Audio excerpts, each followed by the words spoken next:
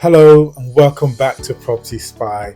This is the channel where we look at properties from an investor standpoint. We spy into the little details and we'll share knowledge on the things to consider if you're a property investor. Whether you're a beginner or an expert, there will certainly be things that you would find interesting.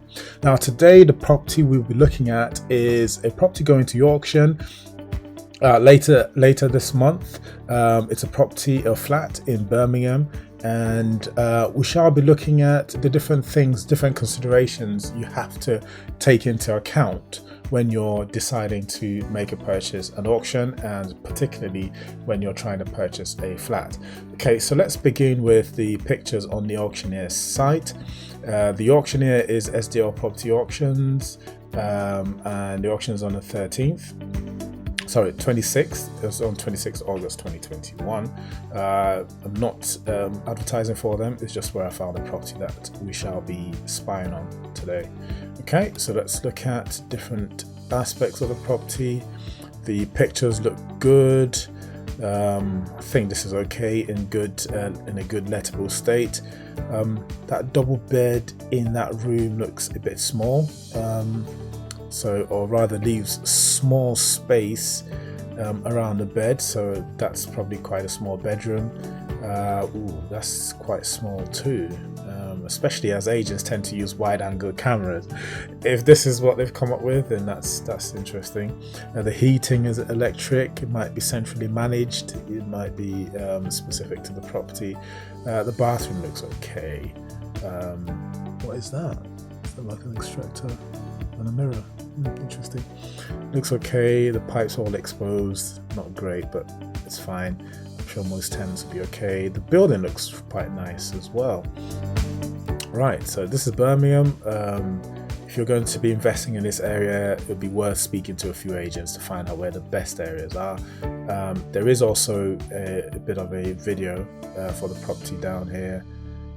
This is not showing me anything fresh. Let me look at that bathroom again. Okay, all right, it's a mirror. Okay, that looks quite nice. This is a great building. This looks like a factory building converted to flats. Okay, seems like there's quite a lot of flats. Okay, nothing we've not seen, nothing new to see here. And then, as the investor, you do want to look at the legal documents. So I have access to this legal documents through EIG, and EIG tends to collate 90% of auction properties, presents them in a way that's easy to find and search in a logical manner. Okay, so if we take the first document here, property information form, so you want to seller solicitor. Okay. Anyway, you do want to go through these, see if there's anything that's unusual in here. Disputes and complaints, none. Notices, none. You must get a solicitor to review these documents. If you find yourself in a situation where you're reviewing a lot of legal packs, clearly it's too expensive to send them off to solicitors each time. And a tip would be to do the figures if you're an investor, and if the figures look good and they work, then you can make the decision to send it to a legal representative who would look into the legal packs and ask all the relevant questions, like, is this in a conservation area? Not known. Well, why don't they know? Why they're not saying? Okay, so your legal team will tell you what to do in this case. It shouldn't really affect you because you're just buying it's a flat, but it's the things that you would not necessarily know because you're not legally minded. If you're a lawyer, that's fantastic. You can read as many of these as you want. Some of these questions that are not answered, you would need to get them answered one way or the other, or decide if you're going to take the risk. Okay, nothing jumps out. You've got allocated parking, which is good. So they mention here service charge. Service charge is definitely something you'll be paying as a flat owner. As you'd see in some of the other documents, some works were done to this building in 2020, and you want to know if those have been paid off, if they're part of service charges going forward.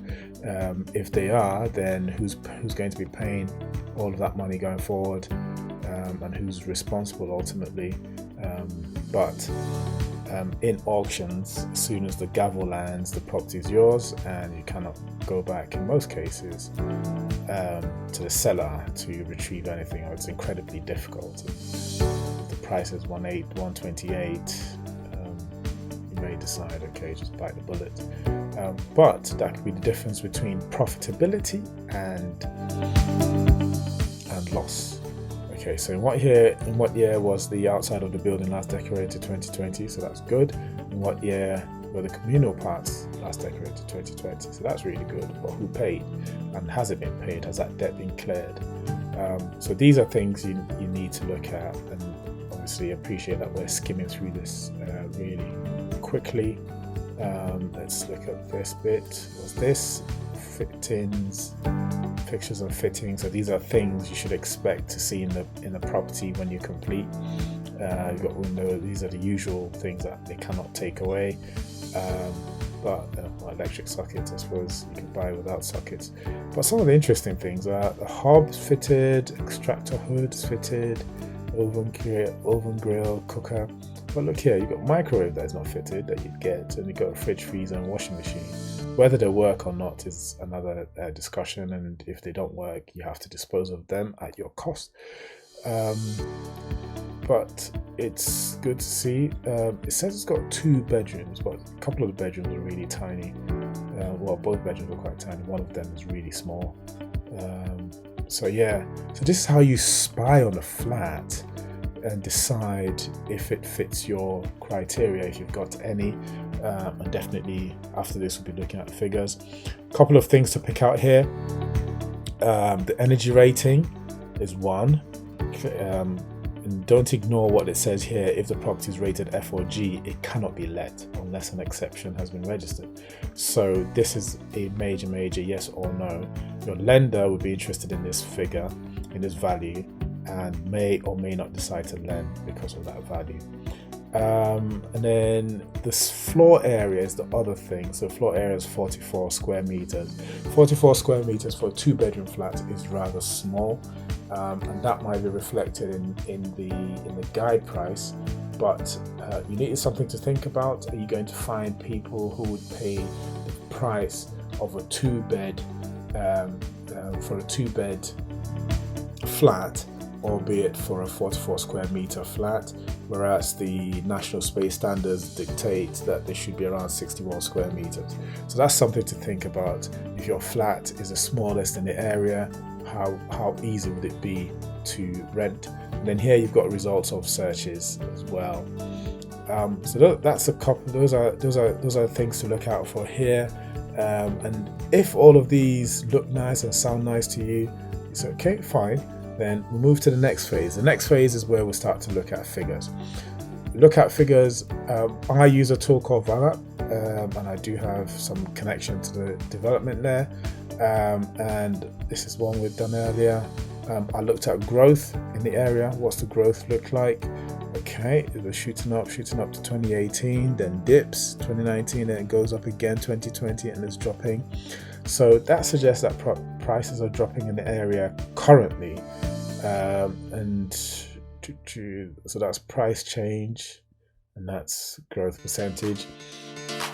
So that's not fantastic if you're thinking of flipping. If you're thinking of keeping it for a long time, then it's fine. Just make sure the figures work today, and you're not subsidizing the mortgage, and you're getting enough to maintain your lifestyle. But of course, if you want to carry on doing this and doing the BRRRR strategy, you want something that will give you back your money, and this wouldn't be it. Okay, so what else? So let's look at some of the sale prices. This is one search I did earlier. So flat 128 sold in the area within the same vicinity. So this is the distance from the postcode that we put in. So 128, 160. What we do not have is the number of units in this flat. So the number of bedrooms, I mean, in this. So that's something to think about. And then 0.05 miles away, you've got 317,286. Okay, so there are some other things you can also do here. You can find out the any planning applications in the area which wouldn't interest you because this is a flat. But demand, what's the demand like in this area? Okay, so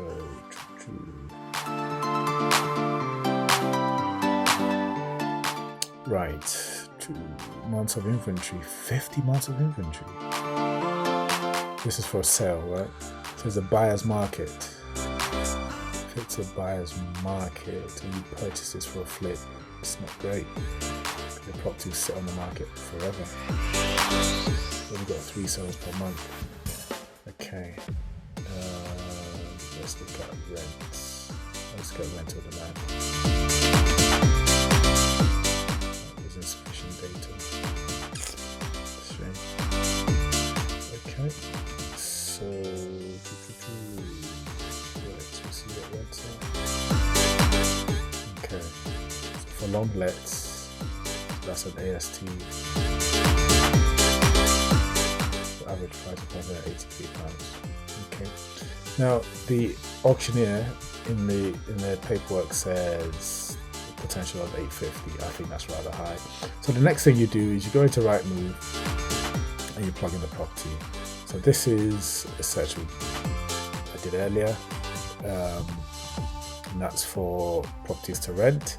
There was nothing in the immediate vicinity for 2 beds, so stretched it a bit to 1/4 of a mile away, and you can see 925, you can see 750, 750 again, 1095. So it's a fair range there. I wouldn't go for the top amount. I would err on the side of caution and look at this 750 per calendar month. Let's see why that's 750 per calendar month. It's probably because of the area, and bear in mind that the flat is quite small. So let's see what the EPC says. That just shows the energy rating. Yeah. Let's go back to floor plan.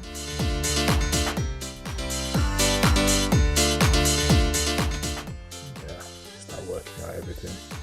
So 56 square meters, and it's cheaper so than what the auctioneer is suggesting. So even if you took what the auctioneer is suggesting, okay, let's look at Zoopla house prices on there. You got 2 bed, 1 bath, 1 living room. Last sale was 139,000 in 2016. This is 2021, and the guide price is 128. Okay, and the price range is 152 to 168. Now, Zoopla tends to be very, very generous. They look at so many estimates that they look at so many points that one's never quite sure how they arrive at these figures. But I suppose if they're saying the lower range is 152, that might be the case. But again, speak to a local agent just to confirm. Okay, so if we are to look at price per square foot in the area, let's say sold prices per square foot. Hopefully this is open information there.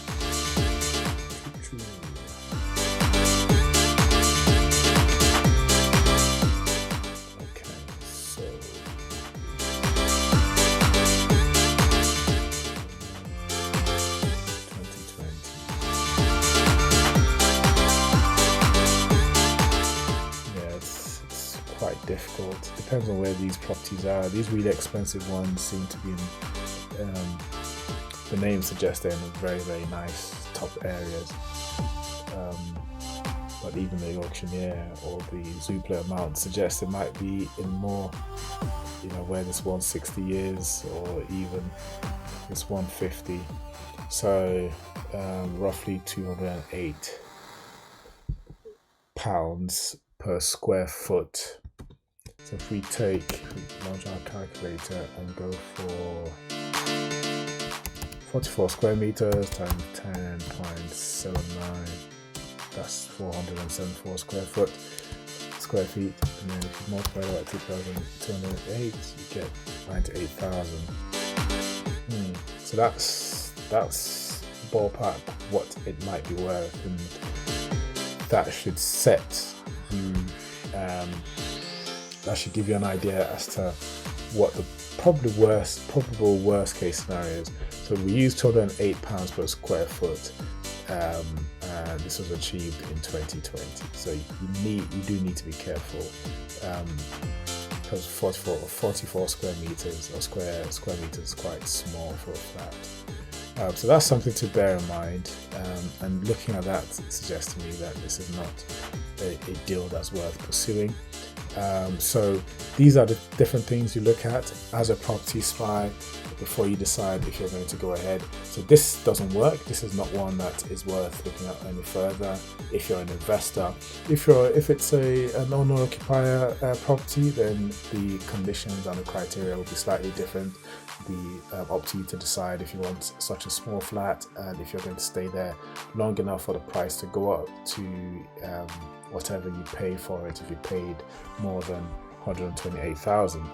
Having said all that, if we decide to take the auctioneer's figures and we say, okay, 128,000 at 10%, just in case, that's the reserve. If the reserve is hovering at 40,800. If your yearly rent is £10,000,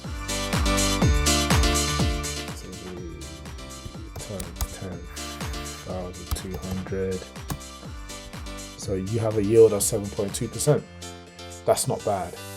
But then the debate now is, can you get £10,200 per year from here? That's £850 per calendar month for the flat.